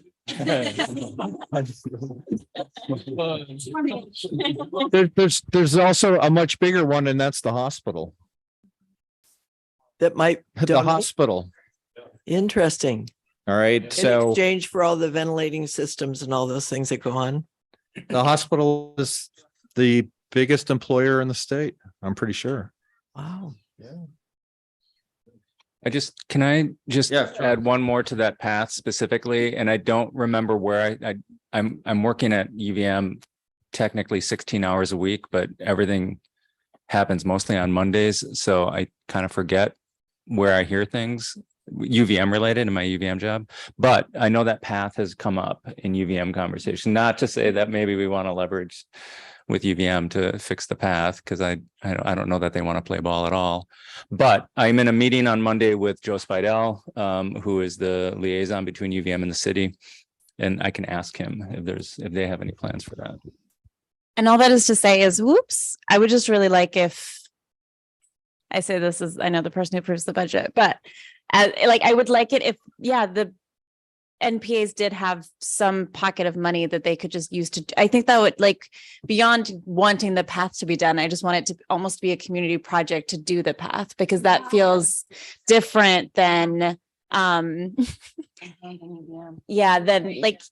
this I want this thing to happen, even if UVM owns the land. It's I want the community building, they get our hands dirty and do something together aspect of, and I assume that there's other, I guess I'll bring this up in CDNR, Community Development and Neighborhood Revitalization Committee, because I feel like there is pockets of money that we give to organizations and nonprofits to do this kind of work. And I just think it would be nice if we made some of it more an empowering community. opportunity as well. And that's the land where there was this huge huge land reclamation project, right? And drainage and, I mean, it must have cost quite a few thousands of dollars, if not hundreds. And did UVM do that? I don't know, because I assume at least some of it is private, I think partially private development. Sorry. No, go. We're Time is it? we're way over time, but this is good. I mean, Yeah. Earhart. So I guess Sharon and I are sort of the de facto historical. We have the institutional knowledge. I was actually on a planning commission when your development, Soraya, was approved, and I have this vague recollection, and it may have been I can't remember if it was for Hilda Drive or for Salmon Run, but we required some kind of path up onto Colchester Avenue from there. It may have been Salmon Run. I don't know if Sharon remembers this better than I do. Maybe it was Hilda Drive, but yeah. And so, and I was just looking on the Wildways. So this would be a great project for Burlington Wildways to work on. And just another historical note, back when the neighborhood planning assemblies did get CDBG dollars, which HUD stopped. HUD told CEDO to stop that because there are requirements around CDBG and low income benefit, and administratively, it was also, I think, really difficult for CEDO to administer lots of little tiny grants that the 7 NPAs wound up giving to, what they thought were good projects, and some of them may never have come to fruition. So it became, I think, an administrative nightmare for CEDO.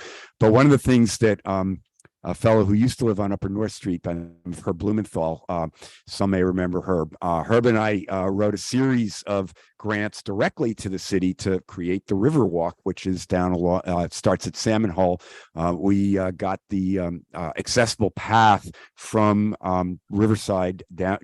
The whole parking lot there was a CDBG project, as was the little retaining wall where you overlook the river, and then the path down to the river and to the actual Salmon Hole was a CDBG project, as was the entire Riverwalk. We did that over a series of number of years, and tried to get it all the way to the Intervale, but we failed because there's a clay area that was just impassable. But it comes back up on Intervale Road, just near the top of Intervale Road. There's a little pocket park there, and that's where the Riverwalk comes back up. So that was all CDBG dollars that grants that Herb and I wrote, and then was accomplished, a lot of it with AmeriCorps Vista volunteers.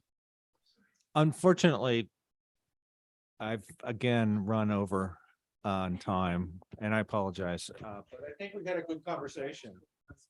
Yeah. Yeah. Oh, sorry. Okay. Here. But thanks. Just for clarification, just a few years ago, every NPA was allocated $400 a year.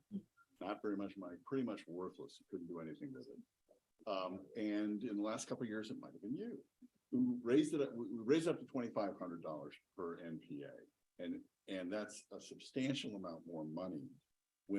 Before the divorce, when Wards 1 and 8 were together, we had $5,000, and we actually one year formed a committee to try to allocate the money.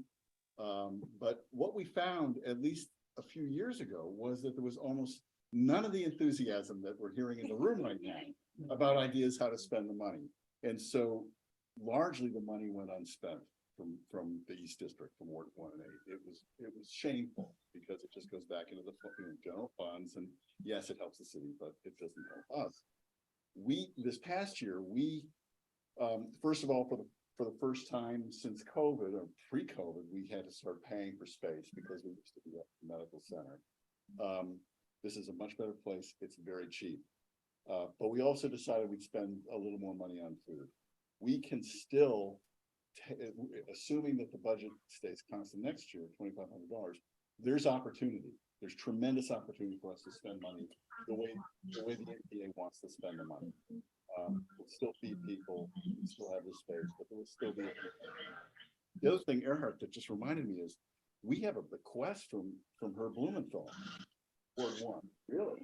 Yeah, it's 500. I mean, it's $500. It's not a ton of money. I don't. $500 a year, or no, it's a one shot. And Sam, you might be able to check this for us, but Herb Blumenthal left us Ward 1 some money, and we haven't done. I don't think we've done anything with it, and we need to find out what that is. We're pretty much out of time, and I want to give Sophie a chance to speak. Sophie? Let's not forget SD Ireland. They want a good place for their tenants to live, and they're building new tenant homes next to that. I just went and asked her for money for the mural, and she handed me $1,500, but we have not gone to them as much as we could be going to them. Okay, thanks. Sharon? Yes.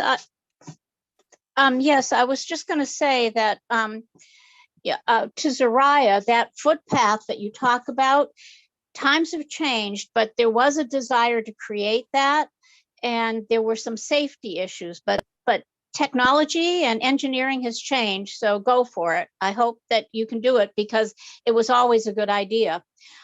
So anyways, that's number one. And number two is that the monies that we talked about, that Peter and Cheryl and Earhart are recalling, are just the projects that the new people that have just come want to get their hands dirty, want to make a difference, want to do something that impacts Ward 1.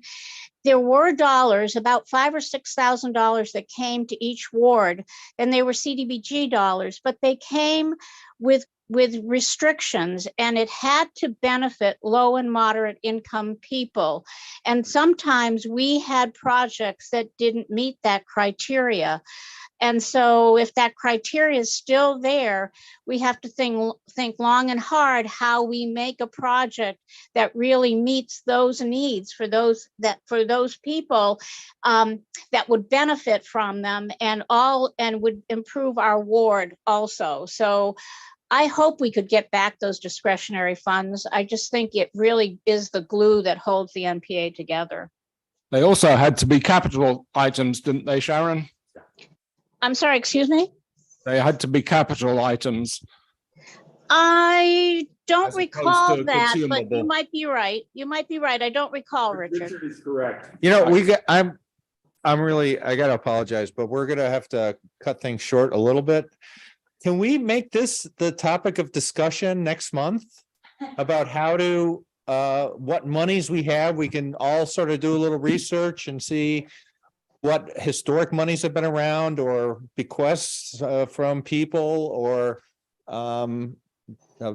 community block grant dollar amounts or constraints, and talk about what we'd like to do in our ward. Maybe some ideas for projects, and we can take this to the next step.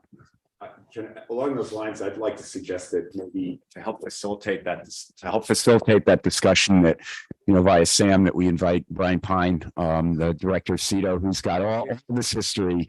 Brian hasn't just been director of CEDO for the last couple of years, and for new folks, CEDO stands for Community and Economic Development Office. Sorry, got an acronym bust myself there.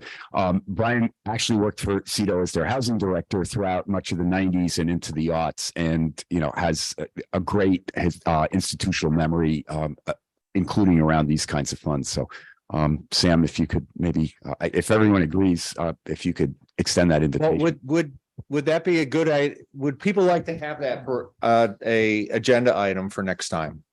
Yeah. Yes. And maybe, Go ahead.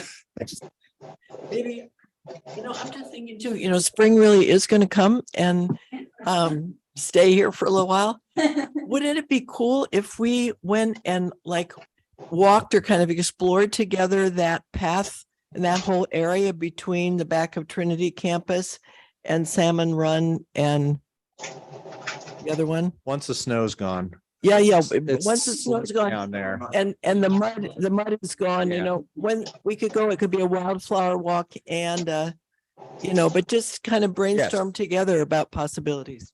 Yep. Great idea.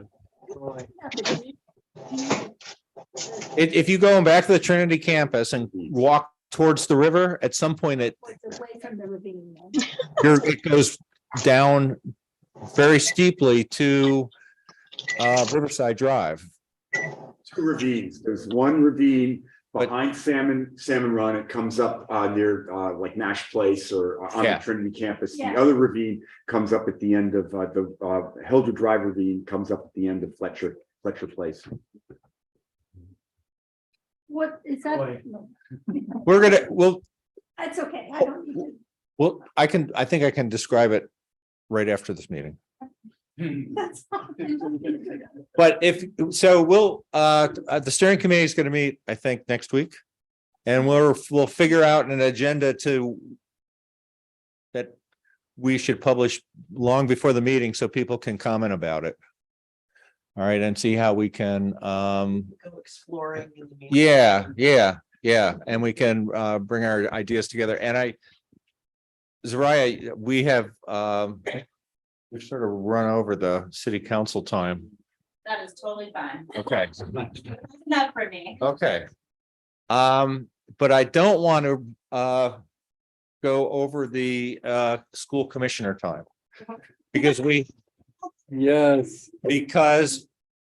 have among us a school commissioner who has served us mightily for 6 years. 6.5. 6.5 years. Because I took over, Is it number- yeah, right. Well, it's my second time. In the 90s, I served 4 years. And then this time 6.5 because Kyle Dotson left in the middle of his term. So I took over from August until that following March. So it's 6.5 years. And just for disclosures, I ran against her and she beat me, I think 3-1. So. You're the only person in the room not on camera. I'm the only. So if you're gonna speak to the camera, you might want to stand up and walk here, Jonathan. Yeah. So Kathy, what I really wanted to do was, we bought you a cake. I hope you enjoyed a piece of it. Yes, thank you. It's delicious. we And really- everybody else had some cake. I think I speak for everyone when I say that we've been well represented by you and we really appreciate all the effort you put forth. Personally, it's just been nice to meet you. We went out and had coffee once and talked about the enjoyable. So anyhow. Well, thank you. But also, I really want to thank everybody in Burlington for having passed the school budget last night. So that was, it was a huge win. We even won in Ward 7. So that was like I think we won in all wards. It was a 68% yes vote. Yeah, yeah. Less than bond. What, less than the bond, yeah, but still, well, they're coming pretty close to one another, so Bond passed like 3-1. It's Yeah, 75%. Yeah. But So- again, thank you very much. You are all very welcome. And Thank you. I also think that it's been great to have you come and give us some idea what's going on. For us who don't have kids, we're really a pretty big step away from how the school works. So, Goodbye, Kathy. It's au revoir. Well, I'm not leaving the district. So, the wards, I'll be around. You'll see me plenty. Well, thank you all too. and I think.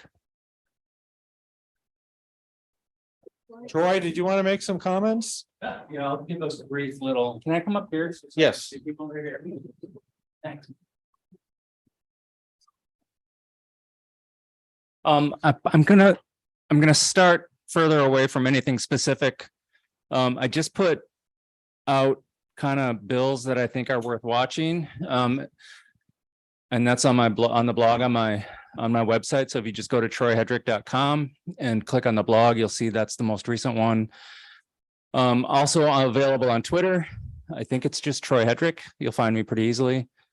And I'm also reachable on Instagram. Both Twitter and Instagram transitioned away from my personal account. So if you go back far enough, it's just going to be all about my mustache. So I'm trying to transition it into a more legislative one. But let me just talk about where we are, just so that everybody can kind of arrive to the same page. We are halfway through the first of 2 sessions in this biennium. This session will wrap up mid-May. And then we are about to hit the crossover date. So Friday the 17th is the deadline by which any policy bills cross over to the Senate. And then if they don't cross over, they stay with the committee of jurisdiction through the entire biennium. So all of next session. So even if things don't cross over by Friday, and share all your prison stuff that I just read your emails about, because I'm on that committee, are probably not going to cross over. So there was a prison moratorium. There's a couple, you can look at the list. There's a couple stuff, but I'll talk more about the women's prison here in a second. Just watch them anyway. They're there the whole time, and you can encourage the committee chairs to continue taking testimony and to continue pushing those into the next crossover for the next session. And then budget crossover is the following Friday on the 24th. I serve on the Corrections and Institutions Committee. So that's what I know the most about. So any corrections policy comes through our committee, and any capital bill. So that's the money the state approves to be bonded out for any capital construction, any state-owned buildings. And I think the biggest piece of that capital bill is going to be the women's prison, which is just down the road from us in South Burlington. And currently the capital bill has just design money in it for this year. And then next year, they've got a block of money set to start constructing a new facility. And there is a lot of debate and talk going on about should we be starting the process of building new prisons in Vermont before we have a really good understanding of how we approach society in general to decrease the amount of people that would typically be incarcerated. And I'm kind of right in the middle of those conversations, and I'm more than happy to talk at length with anybody who has thoughts on where you would like that direction to go. I know where I stand philosophically myself, but I represent everybody here. So more than happy to have those conversations. A lot of great, there's a minimum wage bill, and I don't know if that's going to get out this session, get out of the House this session. The Affordable Heat Act is concurrent. There's a bill in the House and a bill in the Senate. So the likelihood of that seeing the governor's desk this session is pretty high. That's the other big one. I'm probably overlooking something, and I may want to just. The second one that involves forming a working group, a very wonderfully diverse working group to look at alternatives to incarceration. Right. So that's going to be a policy. I don't think any prison policy, just based on my read on our chair's willingness to take those conversations up right now, I don't think it's not going to leave the House. It's not going to leave our committee before crossover. My job is to, so our chair she's a wonderful historian. She's been there for a long time, and that's a really good thing because she brings so much knowledge and experience into the room. She's really, and the capital bill got really complicated this year because the governor shoved a bunch of one-time money in there. There are unprecedented federal dollars in our budget right now that we have to leverage. Most of those federal dollars require, a 20% match from the state budget. So the capital bill is typically, this is your bond rate and this is how much money you get to spend. Now there's an infusion of federal money into there from the general fund, and they did this complicated. They're creating a fund that relies more on cash than on bonds. So we're playing with that as well. So I know Alice is nervous. Our chair, Representative Emmons, is nervous about getting all those working pieces sorted out by the budget crossover, which is the 24th. So she's really focused on the budget right now. That's the long way of saying I don't think policy, prison policy, is going to leave our committee before this Friday, the 17th, a week from this Friday. Yeah. Question there, though, if they are already starting to design. Yep. And once those wheels start to Yep, move and right. that gets going, there's almost no Yeah. way to stop it. So. Right. Right. So let me tell you where the one access point I have to apply a break, and then you can all tell me how you want me to use that position.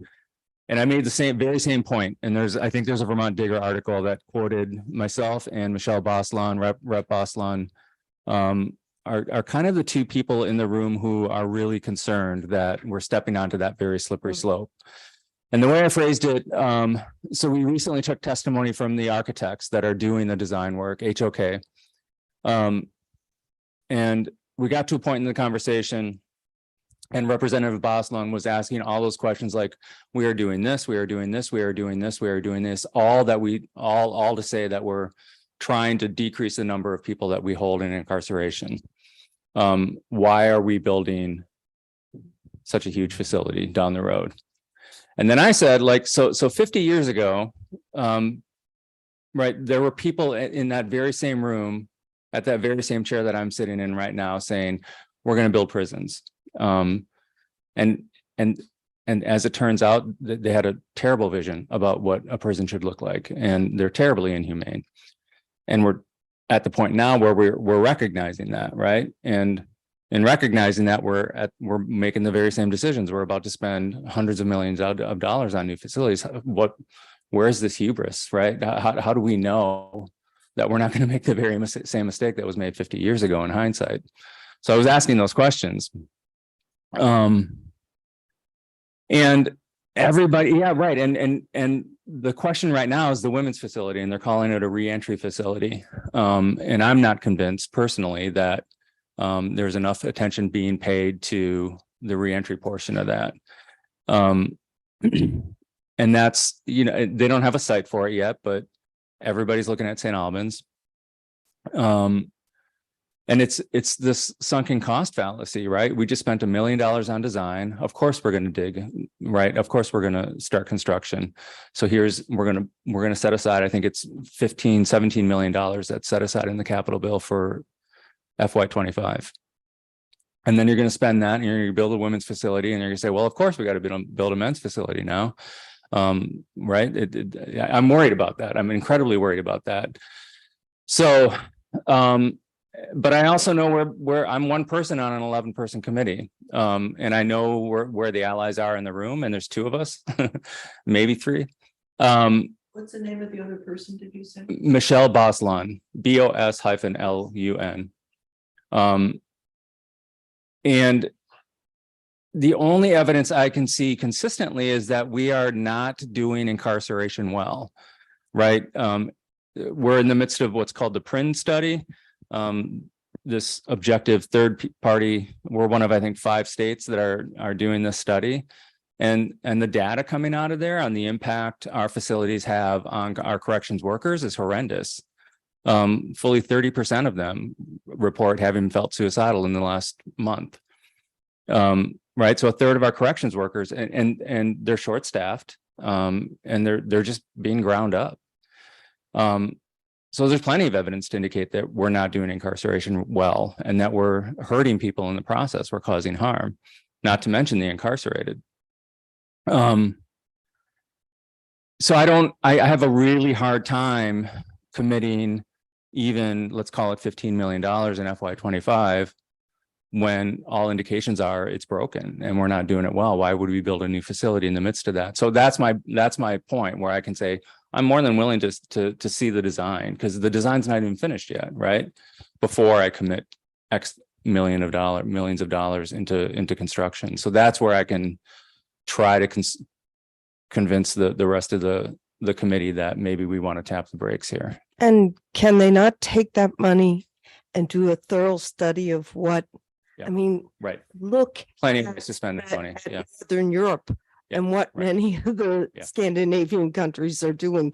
Because if we have to incarcerate someone, Yeah. then humanitarily Yeah. and being more in the community than taken outside of. So I can commit to being in the room and asking those questions. I am not currently optimistic that the committee is willing to pull those funds. And the thing is, we can always do a budget adjustment next year, right? And say, you know what, we like the design, go ahead, start building. But I don't know why we're committing money right now to construction when we haven't seen the design. But the way the northern, the Scandinavian countries do, it's far cheaper than we're doing it too. I mean, it costs just, a very small percentage of what we put out in Yeah. prisons. And go ahead, yeah.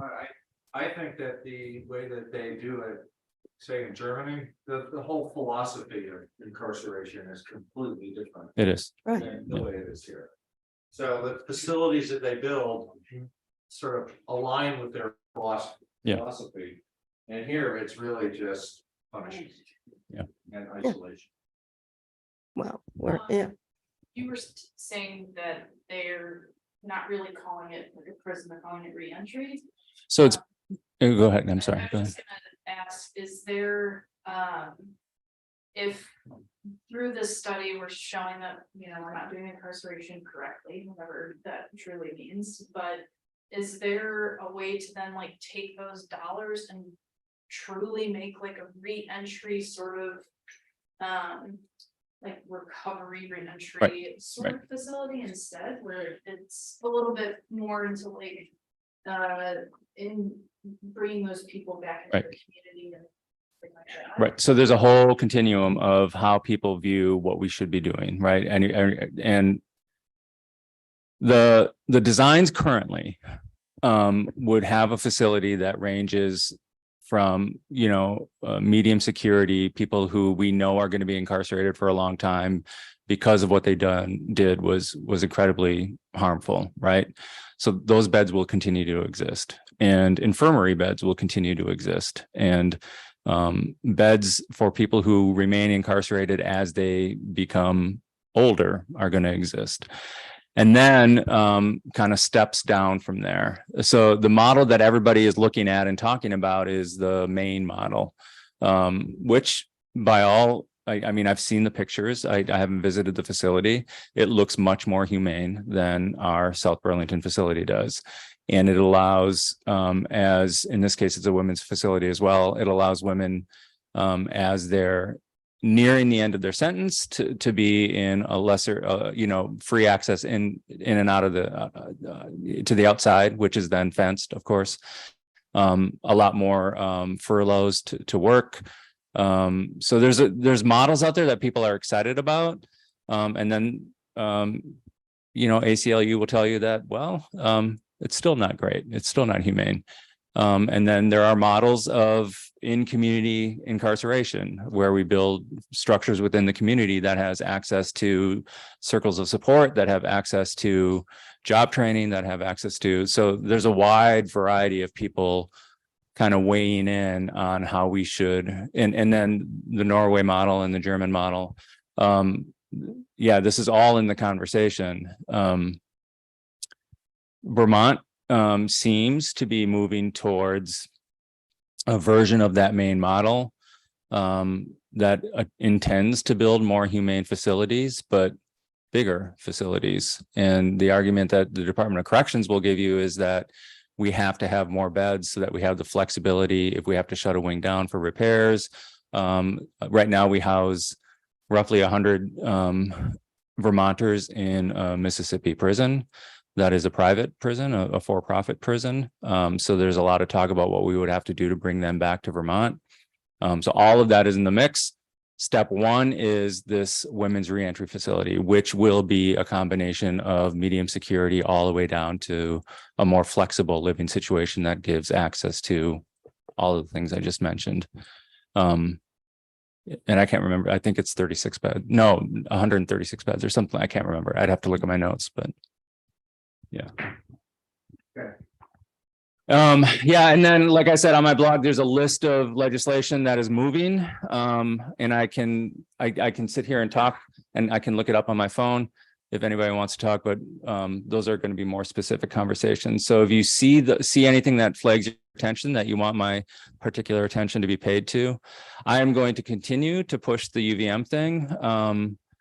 If you want direct action, the thing to do on that one is to call the chair or to email the chair of the education committee and say, give this bill some attention. What that will do is allow me to introduce the bill on record. And then, I mean, it's already been picked up. Vermont Digger already did a story, 7 Days did a story, UVM did a story. But to keep that happening will kind of keep the pressure on UVM to realize that this isn't going away. You haven't been given time for introductory testimony yet? Not yet, no. And I mean, to be fair, the education committee has school choice going on right now, extending vouchers for meals for all students. That's going on right now. So those are going to be high profile things that are going to try and meet crossover, I think. I doubt that this would meet crossover. Yeah. So once crossover happens, then you get to do a little deeper dive into some of these bills. And if UVM if the Trinity campus thing or an enrollment cap is important to you, that's, I think, when those conversations would start gaining some traction. Do you have a companion bill on the Senate side? No. We have a great ally, Martine Glick, and she's ready for anything to show up there that I give her. she's been a great ally. Yeah. And I've got a great relationship with Chittenden. I don't remember who's on the education committee right now. Martine is definitely on the education committee. Yeah. All right. And I've got a great relationship with Senator Vyhovsky as well. Who's Senator? Vyhovsky, Tanya. Yeah. Yeah. How about Keisha? Oh yeah. Yeah. She married my daughters. My daughter and her wife got married by Keisha in our backyard. Yeah. All right, Troy. Well, thanks. My pleasure. Thank you, Troy. I think we're done, folks. So by acclamation, we're over. Can I just make an announcement? Sure. Charlie, right. So, and this is speaking about all these big issues around incarceration, and the hope for a moratorium on the building. Tomorrow in Callahan Park between 4 and 6, there are a number of groups, including Free Her Vermont, Food Not Cops, People's Kitchen, Cooperation Vermont, People's Network for Land and Liberation, that are meeting in the park, and they're going to be speakers talking to these issues. The headline speaker is going to be someone named Jim Ferdy Cox Chambers Jr. And hear why this man is against his family's investment in the militarization of police. So it's also about, the Cop City situation. They're looking at construction outside of Atlanta. Is that right? Yeah. So this is also in support of stopping Cop City, as well as our own issues around incarceration here. And he's going to talk about why we need to reprioritize funding for housing, education, and healthcare, and what workers can do to organize and resist. So Callahan Park tomorrow from 4 to 6. CCTV will record. Oh, good. Wait a minute, is it outside? Yeah. It's outside of the park. You just did outside all day yesterday. But we'll dress warm. Okay, so that concludes.